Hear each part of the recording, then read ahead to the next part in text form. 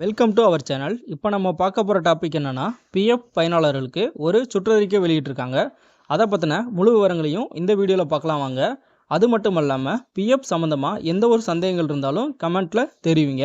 இன்னும் நம்ம சேனலை சப்ஸ்கிரைப் பண்ணாமல் இருந்தீங்கன்னா பண்ணிடுங்க. வாங்க வீடியோக்குள்ளே போகலாம்.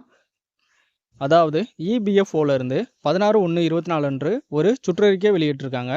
அதில் பிஎஃப்ல டேட் ஆஃப் பர்த் கரெக்ஷன் பண்ணுறதுக்கான ஆவணத்திலிருந்து ஆதார் கார்டை நீக்கணும்னு சொல்லி உடாயிலிருந்து ஒரு லெட்டர் பாஸ் பண்ணியிருக்காங்க பிஎஃப் ஆஃபீஸுக்கு. அதன்படி உடாயிலிருந்து தெரிவித்த கருத்தை பிஎஃப்ல அக்செப்ட் பண்ணியிருக்கோம்னு லெட்டர் பாஸ் பண்ணியிருக்காங்க. இனி வரும் காலங்களில் டேட் ஆஃப் பர்த் கரெக்ஷனுக்கான ஆவணமாக ஆதார் கார்டை பயன்படுத்த முடியாதுன்னு பிஎஃப் சைட்லேருந்து ஒரு அறிவிப்பு வெளியிட்டிருக்காங்க. அதற்கு மாற்றாக பர்த் சர்டிஃபிகேட் அல்லது உங்களுடைய ஸ்கூல் டிசி இல்லை மார்க் ஷீட்டை பயன்படுத்தலான்னு தெரிவிச்சிருக்காங்க.